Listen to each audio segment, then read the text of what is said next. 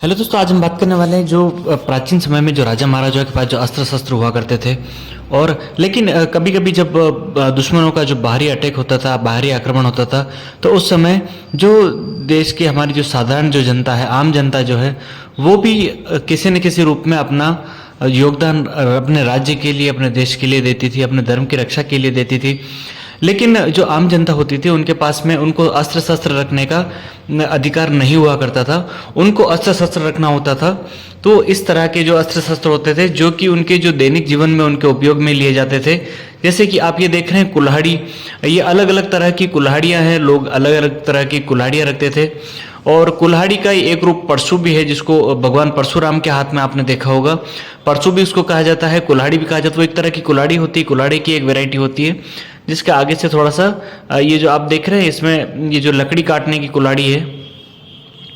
और कई तरह की कुल्हाड़ियाँ इसमें आती है, उस पर भी मैं एक डिटेल वीडियो बनाऊंगा। लेकिन अभी हम जो जान रहे हैं, सिर्फ ये जो राजा महाराजाओं के अलावा जो सामान्य जो जनता होती थी, उनके पास में किस तरह के शस्त्र हुआ करते थे, अस्त्र हुआ करते थे।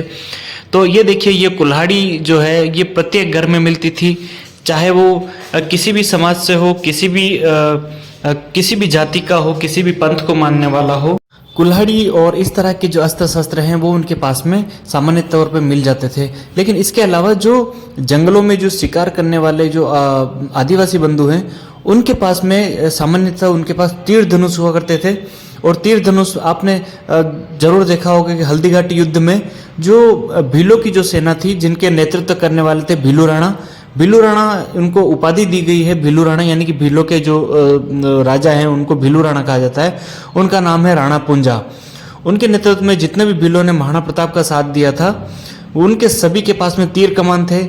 लेकिन इसके अलावा जो सामान्य जो जनता थी, जो खेती किसानी करने वाले और इस तरह के जो सामान्य लोग थे, उनके पास शस्त्र अस्त्र जो हुआ करते थे, कुल्हाड़ी है, इसके अलावा हंसिया है। और इस तरह से मैं आपको शस्त्र दिखाता हूँ, ये इस तरह के उनके पास शस्त्र हुआ करते थे। और इसी से वो अपने देश के लिए और अपने धर्म की रक्षा के लिए अपने जो राजा महाराजा हुआ करते थे, उनका साथ देते थे। देखिए, और मैं दिखाऊं आपको, ये देखिए आप, ये इसको हंसुली भी कहते हैं, दतिया भी कहते हैं। तो ये सामान्यतः जो खेती करने वाले लोग होते थे, उनके काम में आया करता था। इससे चारा काटा जाता था, अपने पशुओं के लिए ये चारा काटते थे इससे। लेकिन जब इसको शस्त्र की जरूरत होती थी, तो ये शस्त्र का भी काम करता था। ये देखिए, इस तरह से काफ़ी ये इसका जो वार होता है काफ़ी तेज होता है।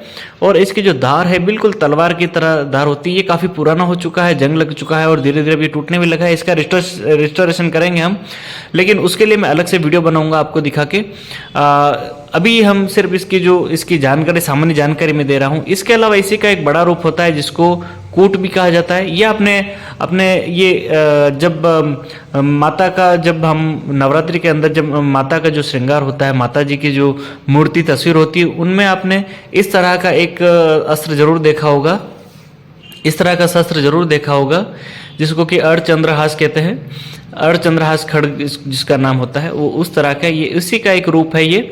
लेकिन इसको जो जन सामान्य में इसका उपयोग किया जाता था, जो अपने पशुओं के लिए और जो पेड़ पौधे वगैरह उनकी छंगाई के लिए, लकड़ी को काटने के लिए, जो छोटी मोटी पतली लकड़ियाँ होती थी उसको काटने के लिए, इस तरह से इसका उपयोग किया जाता था। लेकिन जब संकट की घड़ी होती थी, तब इसको शस्त्र के रूप में इसका उपयोग किया जाता था। ये देखिए, अभी सामान्य से जो आपको ये जो दिख रहे हैं ये उपकरण, इनको अस्त्र और शस्त्रों में इनका उपयोग किया जाने लगा। तो ये सामान्य लोगों के लिए। और हमारे अगर राजा महाराजाओं के पास में सेना अगर कम पड़ जाती थी, तो वो आह्वान करते थे अपनी जो जनता है उनको भी, कि राजा का साथ दे। तब जो जनता है, इस तरह के उनके पास जिस तरह से ये उपयोग होते, उनके दैनिक जीवन का एक ही भाग हुआ करते थे। इन्हीं से वो अपना खाना पीना किया करते थे, क्योंकि चारा काटना और लकड़ी काटना इन्हीं उपकरणों से किया जाता था। लेकिन जब संकट की घड़ी होती थी, तब इन्हीं का उपयोग करके ये अपने राजाओं का साथ देते थे, जनता, सामान्य जनता।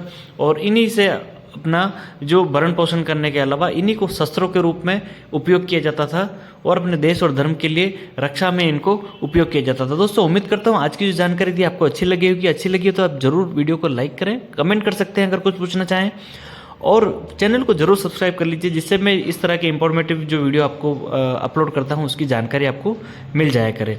नमस्ते दोस्तों, जय हिंद, जय भारत।